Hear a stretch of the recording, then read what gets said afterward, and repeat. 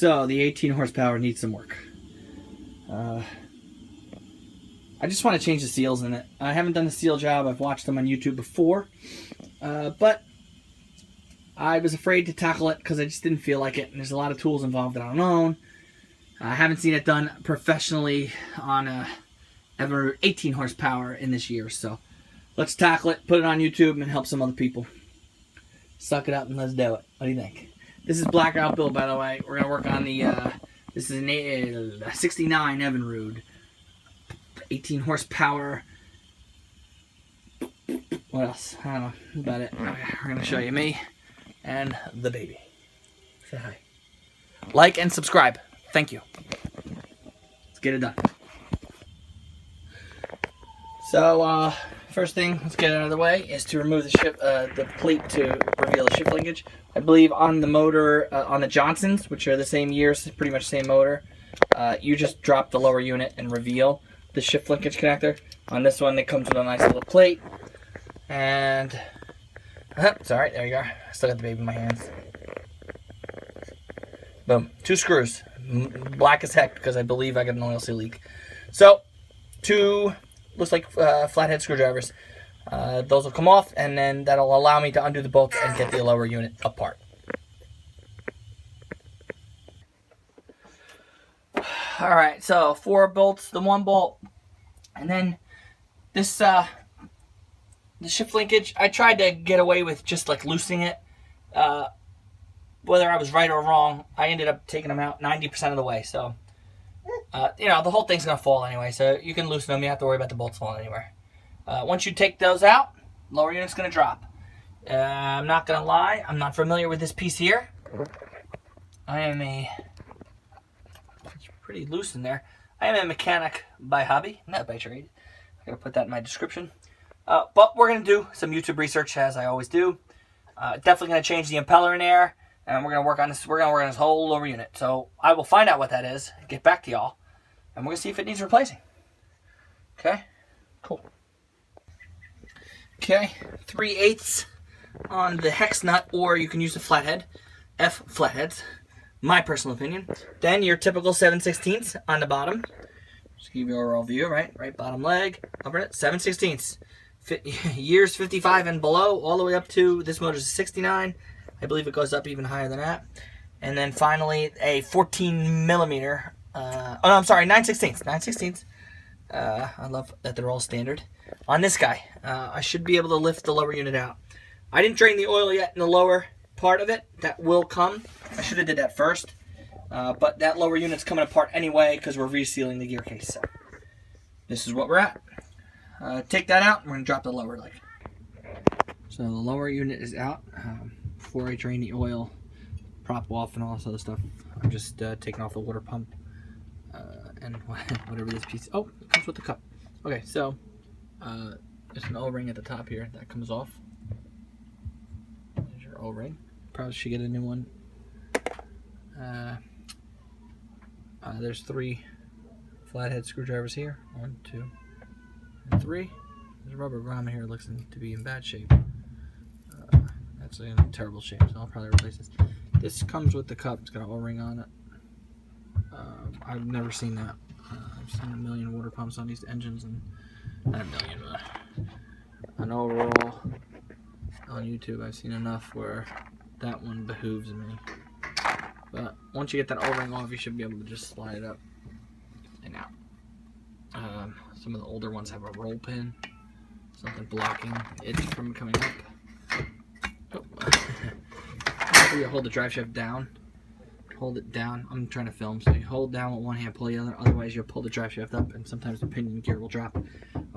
I plan on taking this gig off and sealing the whole lower unit, so it's no problem for me. But if you're just changing an impeller, say, make sure you hold the drive shaft down. You do not want to pull up and leaving stuff in the gear case open. So let's take a look at the impeller for the first time. This water pumped water, no problem. Impeller seems to be in good shape. I bought a new one because I knew I'd be resealing it, so I'm trying to sell this to make some money, so it'd be nice to tell the guy I got a brand new impeller in it. This one looks to be good. Maybe I'll save it for a future project if I need it, if I'm in a pinch. there is a hole used for an air bubble. Just pull it out. A lot of people will say because the fins are fixed bent that this is a bad impeller. I don't agree with that. If it's pumping water and they're not braked and cracked, there's nothing wrong with it. The fins are usually you get a lot of them that are really stuck like this. Okay, then okay, whatever. If you know the impeller's 10 years old, yeah, change it. Nobody wants to be stranded on the water for something stupid like this, especially if you got it out already. They're cheap enough. I mean, yeah, they're 20, 30 bucks. This is actually, of course, this impeller's in a lot better. Don't forget your key. You see this always. The key in there. You don't need vice grips to pull it out. I just don't have fingers to pull it out. Little key. Do not lose that. You will need a new one. Focus on it. Turn off. There it is. That slides out. It's just a pin. Comes right out. If you get needle noses, don't lose that. So, with your lower unit still attached to the motor. Hold on, William.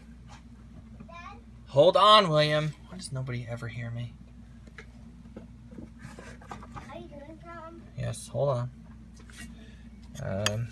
Get your cotter pin out. There's a cotter pin in there. Pull it out and then unscrew this. With the lower leg attached, it makes it easier to hold everything in tight depending on how tight this is. So do that first. Pull this off. And then your prop slides off. This is the 69 now. 69 has a shear pin. Some of them have splines. Shear pin in here. Push that out, so slide right out. That will get you access to other stuff. Okay, so now I'm going to drain the lower unit. I'm going to pop this screw out to drain it. That's the vent up top. If you are working on this and you want to drain the oil, do not touch the screw. Do not touch the screw. Do not touch this screw. You will throw your lower unit out of whack. Clutch dog is attached to it. If you're going to work on the lower unit, don't worry about that screw. Don't be afraid of it.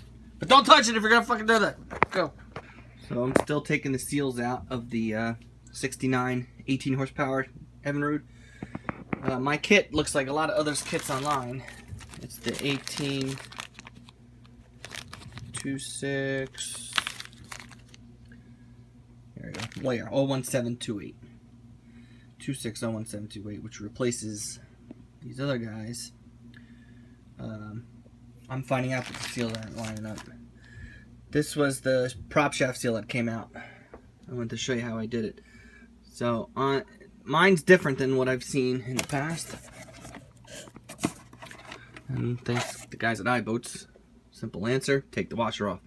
So once I got my screwdriver, I put it in the vise with some soft surrounding, got it decently tight, took my screwdriver in there, no special tool, and just propped up on it. This popped off, so outer washer, which I've never seen before. Now that reveals the seal. And then I just stuck my screwdriver in and pried up. In and up on this side, in and up on that side, then I have to rotate it. Otherwise I would have spun in the vise. So then it pops out. This is the seal that pops out. It looks like every other seal. The seals in the kit are all skinny. And there was another YouTuber just posted a seal done on his Johnson 18 horsepower, so I was excited to see that. And the seals are skinnier, so when I pulled out the drive shaft seal, which the kit didn't come with, or no, I can't say that. Pulled out the drive shaft seal. Drive shaft seal is really thick. It's thick like the... Hold on! Prop shaft seal. It's thick like that. But the guy on YouTube installed the skinnier one, and it recessed a little lower, but he said it was okay, so that made me feel better. No problems there. The problem with the new, what looks to be a prop shaft seal, is it's thick like the one, but the inner diameter is wrong. You can see the huge difference there in the inner diameter. That ain't right. I don't know why this 18 horsepower is giving me so much troubles finding parts. Like that water pump. And this thing. I still haven't had an answer for what this thing is. Whatever the top part of that housing is. And it comes off, slides right out. And then it looks like every other Evinrude impeller I've ever seen. So, alright. In order to pop the shift shaft bushing out of its home, which is deep in there. That's where the hole is. This is the bottom going down. Very simple. A couple of channels have already done it. I'm confirming. And it doesn't look like you can hit it. Right, so that's where the bushing sits. From the bottom, it doesn't look like you're really grabbing the bushing, but go to Home Depot, 5/16. That's your size. Buy a 5/16 threaded rod.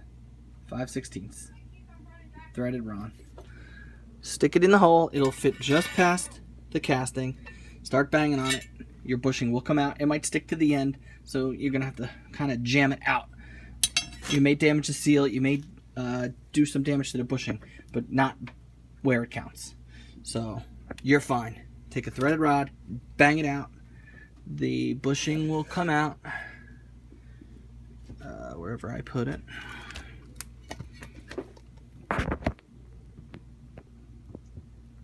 Okay, on my motor, this is the bushing.